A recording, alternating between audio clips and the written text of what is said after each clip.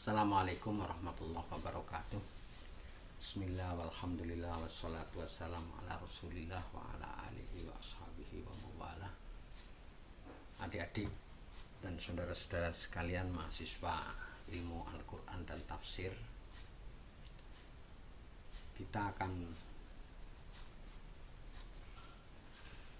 ngobrol untuk yang kedua kalinya setelah kita kemarin sampaikan beberapa keluhan dari unek-unek dari saya sebagai yang diberi tugas melayani Anda di dalam mata kuliah studi kitab tafsir ini. Dan ternyata memang ada beberapa keberatan pertanyaan yang terkait dengan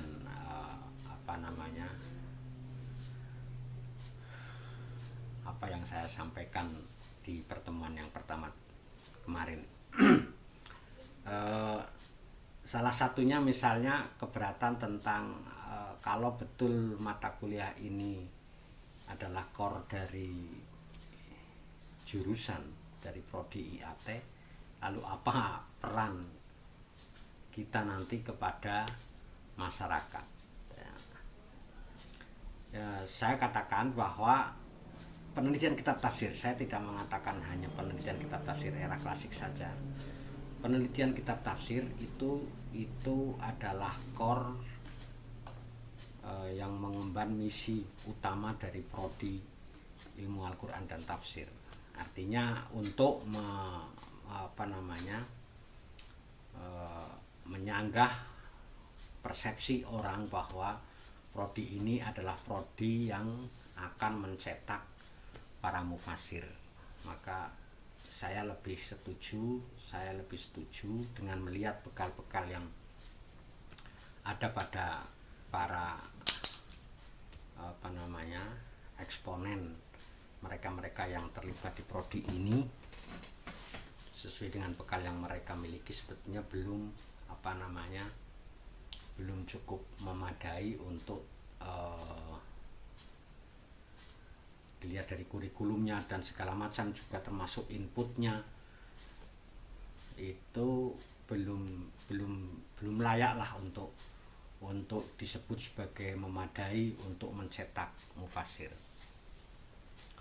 Jadi itulah yang saya maksud, bahwa yang lebih layak sebetulnya, yang lebih tepat adalah bahwa mata kuliah ini itu menjadi core-nya prodi, karena prodi ini sebenarnya tujuannya adalah mencetak para ahli tentang tafsir, bukan mufasir, bukan mencetak mufasir, tetapi ahli pemerhati yang cukup berkeahlian, cukup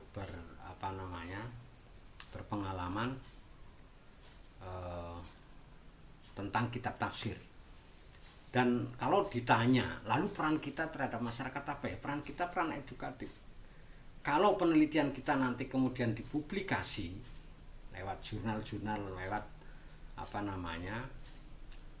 alat-alat publikasi karya-karya intelektual itu, entah buku entah apa, itu artinya kita sedang mendidik masyarakat bahwa ini loh cara yang tepat ketika kita membaca kitab tafsir ini. Persoalannya ini, pemecahannya dari persoalan itu adalah seperti ini. Maka yang paling tepat kalau kita mau membaca kitab tafsir itu sikapnya adalah seperti ini dan seterusnya. Itu adalah peran edukatif kita, peran pembelajaran kita kepada masyarakat, bahwa tidak seperti yang terjadi di masyarakat hari ini, bahwa kita tidak bisa pungkiri fakta bahwa di lapangan kita ketemu dengan satu persepsi tentang kitab tafsir yang sedemikian melampaui batasannya sebagai kitab tafsir, karena kadang-kadang itu disakralkan, diabsolutkan. Kalau sudah ada dalam kitab tafsir itu, maka itulah satu-satunya maksud dari Al-Quran. Padahal belum tentu seperti itu, karena masing-masing mufasir akan dipengaruhi oleh banyak determinan sejarahnya, entah tempat mereka belajarnya, entah keilmuan apa yang menjadi daya tariknya dan seterusnya, rekan-rekannya sekaya apa, tekanan kejadian-kejadian yang dia alami di masyarakat seperti apa, itulah yang kemudian nanti akan tercermin muncul di dalam kitab tafsirnya. Nah, peran kita sebagai peneliti kitab tafsir itu adalah kepada masyarakat, itu adalah mendidik bahwa agar masyarakat tidak sampai terjebak di dalam satu pemahaman bahwa tafsir itu adalah memiliki tingkat tingkat otoritas yang menyamai otoritas Al-Quran. Jadi yang absolut itu adalah Al-Qurannya, tapi tafsirnya itu itulah mengapa perlu kita teliti itu, karena tafsir itu adalah zeitgeist, tafsir itu adalah anak zaman dalam bahasa kritik sastranya. Ya, setiap kitab tafsir itu akan memantulkan, mencerminkan kesejarahan dari mufasirnya. Siapa mufasirnya, itulah yang menjadi tercermin kelihatan cukup menonjol di dalam kitab tafsirnya. Bahkan di dalam sampai nanti kepada kitab tafsir yang menyebut dirinya sebagai tafsir tematik, yang itu asumsinya adalah tafsir yang paling objektif, itu pun tetap subjektivitas si mufasir itu tetap akan muncul. Bagaimanapun tafsir, sama-sama tafsir Al-Quran yang ditulis oleh Dawam Raharjo misalnya, punya ketertarikan yang khas yang tidak ada di dalam tafsir Bapak Quraish Shihab misalnya, dan demikian sebaliknya. Demikian juga ada mufasir Profesor Baikuni misalnya menulis serial tafsir ilmi, itu juga punya ketertarikan yang khas, yang masing-masing kitab tafsir itu meskipun bicara tentang ayat yang sama, bisa jadi memunculkan informasi keilmuan yang berbeda-beda akibat dari latar belakang keilmuan masing-masing mufasirnya. Dan itu peran kita di dalam meneliti kitab tafsir. Sebetulnya kita sedang mendidik masyarakat bahwa alangkah baiknya ketika kita membaca kitab tafsir itu kita memposisikan kitab tafsir itu sebagai satu produk ijtihad dari masing-masing mufasirnya. Ijtihad dalam mendiagnosa muradillah. Jadi masing-masing mufasir itu sebenarnya perannya seperti dokter. Dia adalah sedang mendiagnosa apa yang dimaksudkan oleh Allah dengan firman-Nya itu. Jadi katakanlah kasarnya itu menebak apa yang dimaui oleh Allah dengan ayat itu.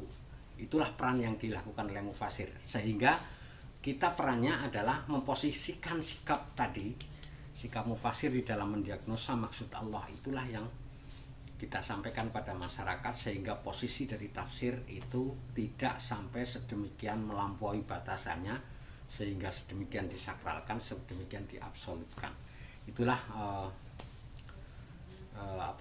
jawaban saya atas ada keberatan tentang apa yang bisa kita sumbangkan, apa yang bisa kita sampaikan kepada masyarakat kalau core kita adalah penelitian kitab tafsir, bukan mufasir.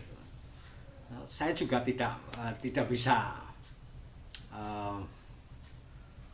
menangkap kalau Anda jadi mufasir lantas Anda bisa memberikan sumbangan pada masyarakat dengan tafsir Anda itu, dengan bekal Anda yang sedemikian minim. Bagaimana Anda masih punya angan-angan yang ada bersit kesombongan di situ bahwa Anda akan jadi mufasir, kalau keluhan-keluhan yang lain itu masih mengeluhkan mengapa referensinya bukan terjemahan, mengapa itu artinya bagaimana mungkin kita akan menjadi mufasir kalau kita masih takut berinteraksi dengan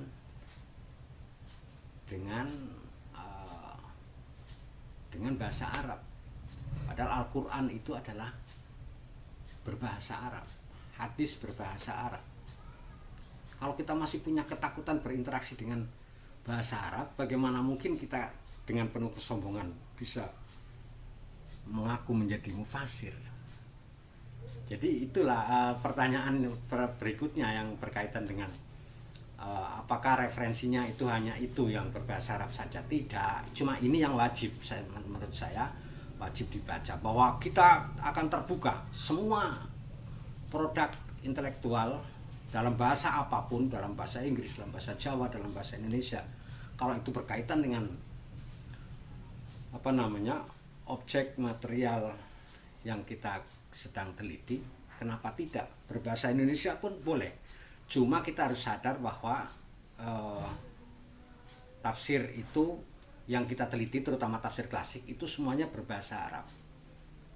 Maka alangkah indahnya kalau persoalan-persoalan yang muncul di dalam penelitian kitab tafsir klasik itu adalah persoalan-persoalan yang mencerminkan sensitivitas kearaban, dan itu muncul di dalam literatur sejarah tafsir yang berbahasa Arab, karena ini memiliki kesamaan sensitivitas kebahasaan antara Quran dengan antara tafsirnya dengan peneliti tafsirnya. Itu yang saya maksudkan mengapa harus wajib menggunakan buku-buku pengantar dalam wujud buku-buku yang berbahasa Arab itu. Tetapi bahwa kita mau baca terjemahnya silahkan, kalau ada atau bahasa yang langsung ditulis dalam bahasa Indonesia, buku-buku sejarah tafsir yang langsung ditulis dalam bahasa Indonesia, bukan terjemahan. Kalau terjemahan saya memang belum pernah ketemu dengan terjemahan, misalnya tafsir Mufassirunya Az-Zahabi misalnya, saya memang belum ketemu, dan saya tidak kenapa harus sibuk mencari terjemahannya. Kenapa kita harus sibuk mencari terjemahannya? Saya katakan bahwa terjemahan itu tidak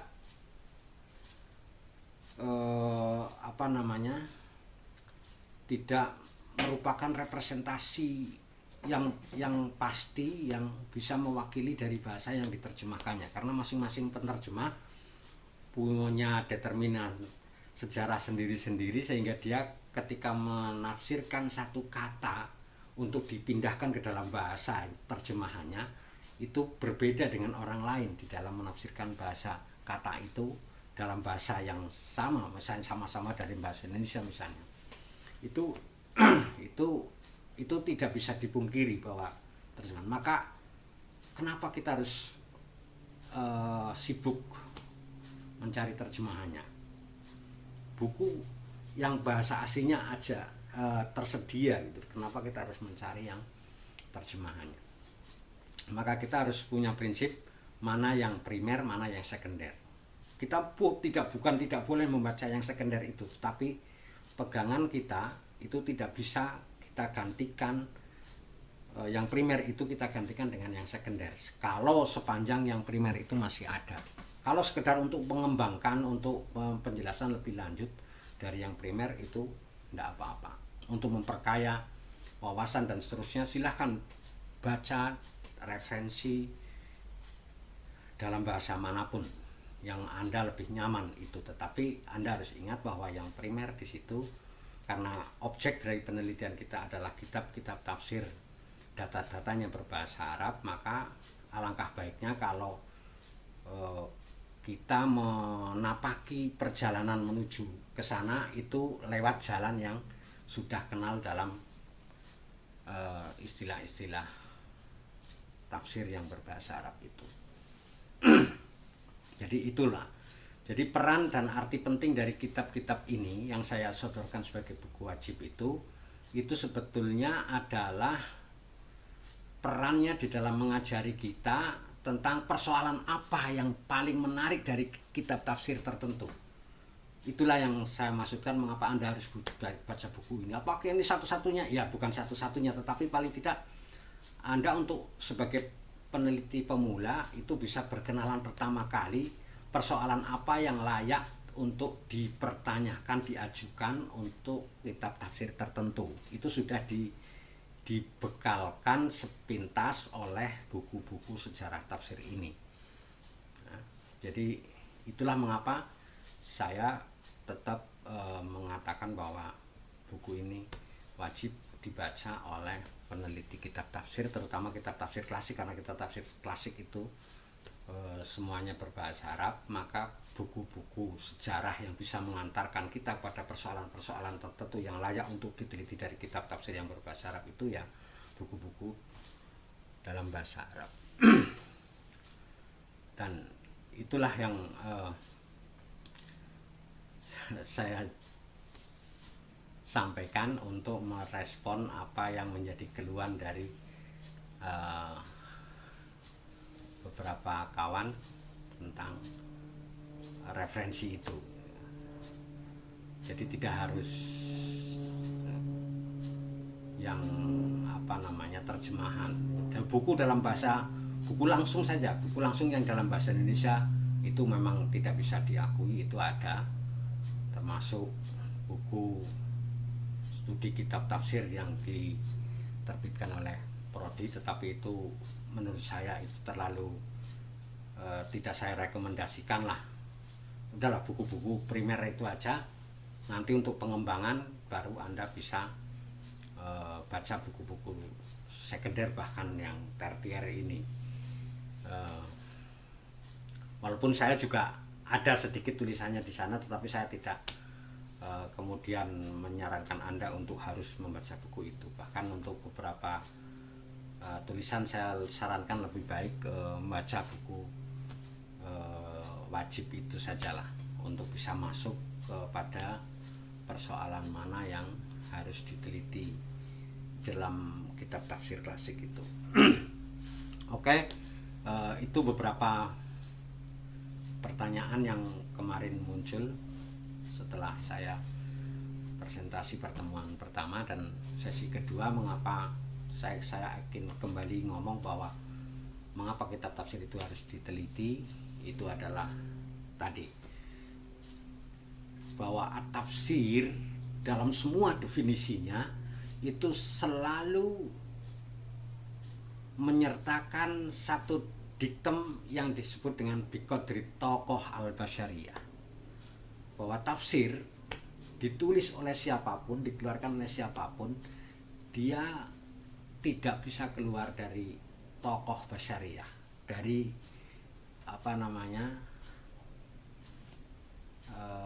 keprofanannya, keterbatasan pengetahuan manusianya. Jadi dia tidak seabsolut, tidak bisa dinaikkan derajatnya menjadi absolut seperti Quran. Jadi tafsir itu adalah satu, namanya juga kasful murad, mengungkap maksud Allah di situ.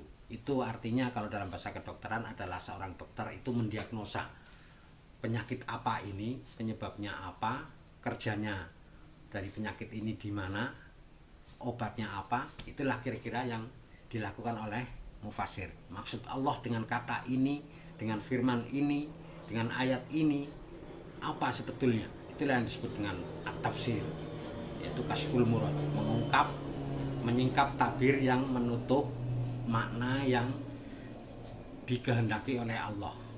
Itulah kerja tafsir, dan itu dilakukan biqadri tokoh al-basyariyah, sesuai dengan kadar kemanusiaannya, sesuai kadar kekuatan kemanusiaannya, sesuai dengan kadar keilmuannya, sesuai dengan tingkat intelektualitasnya. Itulah mengapa layak kita melakukan penelitian terhadap produk seperti ini, terhadap produk tafsir ini, karena produk tafsir itu selalu tidak beranjak dari kapasitasnya sebagai hasil kerja yang sesuai dengan batasan-batasan kemanusiaan dari mufasirnya. Itulah mengapa arti penting dari penelitian terhadap kitab tafsir, termasuk kitab tafsir atau tafsir itu tidak harus ada dalam kitab tafsir. Dalam buku-buku apapun tafsir itu bisa muncul, tetapi sepanjang yang kita lakukan di sini adalah penelitian terhadap kitab yang dimaksudkan oleh penulisnya khusus untuk menafsirkan Al-Quran, maka disebut kitab tafsir atau literatur tafsir. Jadi itulah salah satu alasan mengapa kita harus teliti. Wong kitab tafsir kok diteliti ya? Karena kayak gitu. Jadi kitab tafsir itu adalah tulisan tentang satu penafsiran, dan penafsiran itu hakikatnya adalah kasful murad, mendiagnosa, menebak maksud Allah dengan ayat-ayatnya itu. Dan dalam menebak ayat-ayat itu, mufasir itu melakukannya dengan disesuaikan dengan kemampuan kemanusiaannya, biqadri tokoh al-basyariyah. Disitulah arti penting mengapa kita harus melakukan studi, melakukan penelitian terhadap kitab tafsir itu, karena kita sadar betul betapa produk tafsir itu adalah produk pikiran manusia yang sesuai dengan kemampuan manusianya. Maka dia tidak selayaknya untuk disakralkan, untuk diabsolutkan seperti halnya Al-Quran. Dia beda, entitas sama sekali dengan Al-Quran. Meskipun ditulis sama-sama dalam bahasa Arab, tetapi dia tetap satu wujud dari keprofanan manusia, bukan wujud sakral seperti ayat Al-Quran sebagai firman Tuhan, sebagai kalamullah. Itulah yang peran yang bisa kita mainkan sebagai pembelajaran kepada masyarakat yang barangkali seperti yang kita bisa kita saksikan, bisa kita rasakan di tengah-tengah masyarakat, betapa banyaknya orang yang punya persepsi bahwa tafsir itu punya kedudukan istimewa, sehingga dia hampir-hampir dianggap mewakili Tuhan, mewakili Quran. Ya, namanya tafsir itu beda dengan Quran. Kalamullah itu Quran, sedangkan tafsir itu adalah, meskipun dia ditulis sesuai dengan bahasa Al-Quran, dia tetap biqadri tokoh al-basyariyah, sesuai dengan kapasitas kemanusiaannya. Siapapun mufasirnya, entah itu nabi, entah itu sahabat, entah itu tabi'in, entah itu ulama, entah itu kiai, entah itu profesor, semuanya, semua adalah perannya ketika dia menafsirkan Al-Quran adalah mencoba menebak apa yang dimaksudkan oleh Allah dengan firman-Nya itu, dengan ayat-ayat itu. Itulah mengapa produk mereka adalah produk kemanusiaan yang bisa kita teliti, sehingga kita sebetulnya tidak objek penelitian kita adalah tafsirannya, bukan Qur'annya. Itulah mengapa ada istilah penelitian tafsir, karena tafsir itu adalah produk manusia. Dia tidak seabsolut Al-Quran. Sebagai produk manusia, dia pasti banyak dipengaruhi, banyak ditentukan oleh situasi, ruang dan waktu di mana kitab itu ditulis, di mana tafsir itu muncul, dan seterusnya. Siapa mufasirnya, belajarnya di mana, belajarnya kepada siapa, itulah semuanya terekam di dalam produk tafsirnya.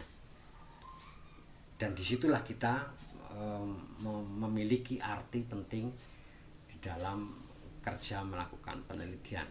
Kalau dalam sastra kira-kira kerja kita disebut sebagai kritik sastra. Jadi dalam istilah ilmu sastra itu, sebuah karya sastra itu sebenarnya anak yatim. Dia akan punya orang tua kalau dia sudah mendapatkan kritik sastra. Dia akan dipublikasikan, dia akan dipopulerkan, dia akan disebarkan ke dalam masyarakat lewat kritik-kritik sastra itu. Nah, penelitian kitab tafsir sebetulnya adalah semacam kritik sastra dalam dunia sastra. Sehingga kita perlu ada kitab tafsir yang selama ini karena saking besarnya tidak pernah dibaca oleh orang. Ketika kita nulis, ketika kita meneliti, lalu penelitian kita publikasikan dalam satu tulisan berbahasa sesuai dengan kemauan kita, mau ditulis dalam bahasa Inggris atau dalam bahasa Indonesia atau bahasa yang lain. Nah, tulisan kita kemudian dibaca orang, maka di situ kita bisa membantu memperkenalkan kitab tafsir ini. Inilah peran kritik sastra.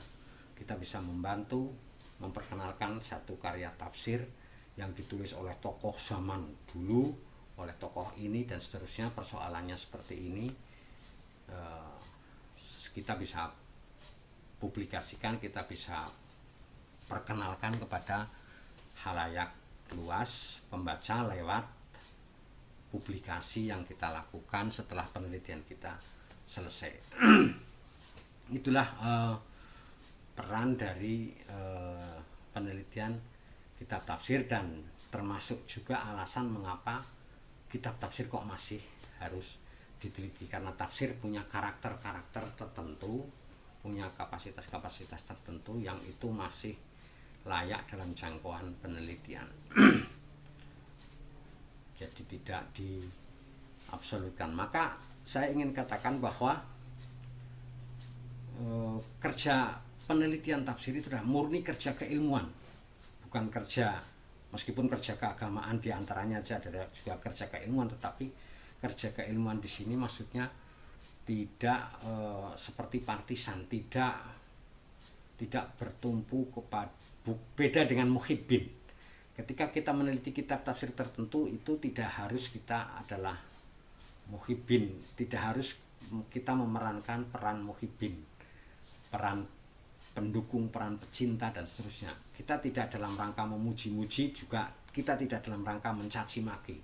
Kita sedang melakukan satu pekerjaan yang disebut dengan pekerjaan objektif dalam bahasa modern, bahasa keilmuan. Kita memperlakukan pembacaan yang kritis terhadap kitab tafsir, sehingga kita bisa memposisikan tafsir ini sesuai dengan posisi awalnya, posisi sejatinya. Itulah peran yang dimainkan oleh penelitian kitab tafsir dan mengapa kitab tafsir itu harus diteliti. Jadi pertama, saya katakan bahwa tadi tafsir itu adalah anak zaman, dia itu historis. Tafsir itu sangat-sangat dipengaruhi oleh zaman, oleh ruang geografis di mana dia lahir. Jadi dia tidak keluar dari jangkauan ruang dan waktu. Dia pasti ada dalam kungkungan ruang tertentu, dalam kungkungan zaman tertentu. Dia akan menggunakan bahasa yang sedang ngetren di zaman itu, dia akan tertarik dengan satu persoalan yang sedang muncul di zaman itu, di daerah itu. Itulah yang masuk ke dalam diskusi-diskusi yang dikembangkan di dalam tafsir-tafsir itu. Itulah mengapa tafsir ini harus diteliti, karena dia adalah zeitgeist, dia anak zamannya, dia adalah lahir dari tantangan zamannya. Atau dalam bahasa sejarah yang lain, dia sebetulnya adalah respon atas challenge yang muncul di zamannya. Jadi ada satu teori dalam sejarah, teori yang disebut dengan teori challenge and response, dan tafsir itu sebetulnya adalah satu respon terhadap challenge zamannya, terhadap tantangan zamannya. Itulah mengapa dia harus diteliti, karena dia harus didudukkan sesuai dengan tantangan zamannya. Dia tidak bisa diabsolutkan, dia tidak bisa dimutlakkan. Solihun likulli zaman wa makan, seperti halnya Al-Quran, tidak bisa. Tafsir itu tetap dalam batasan zaman dan makan tertentu. Tetapi bukan tidak mungkin dia menjadi ibroh dari zaman dan makan yang lain. Tetapi paling tidak dia harus diposisikan tidak semutlak Al-Quran. Itulah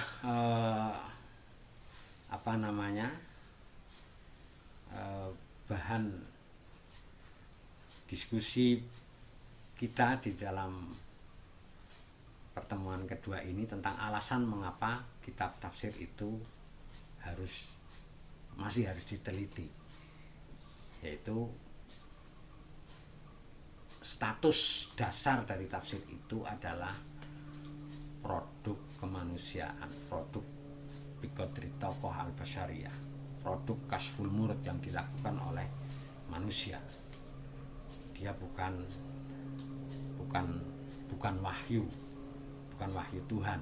Meskipun mungkin barangkali ada mufasir tertentu yang ketika menafsirkan itu menunggu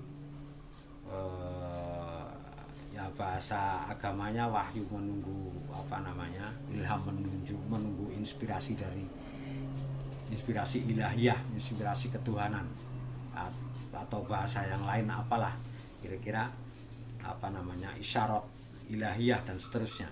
Tetapi itu tidak semua mufasir. Yang pasti dalam metodologi apapun yang dilakukan oleh mufasir, dia tetap satu produk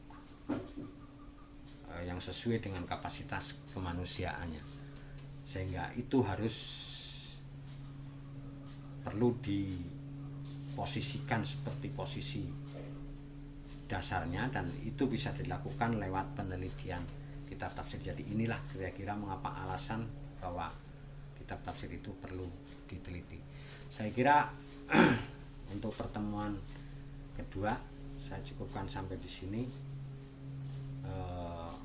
Keberatan atau pertanyaan lebih lanjut bisa Anda bisa Anda sampaikan di kolom komen, dan insya Allah di pertemuan selanjutnya kita akan respon keberatan itu. Terima kasih. Wallahul hadi ila sawa'is sabil. Wassalamualaikum warahmatullahi wabarakatuh.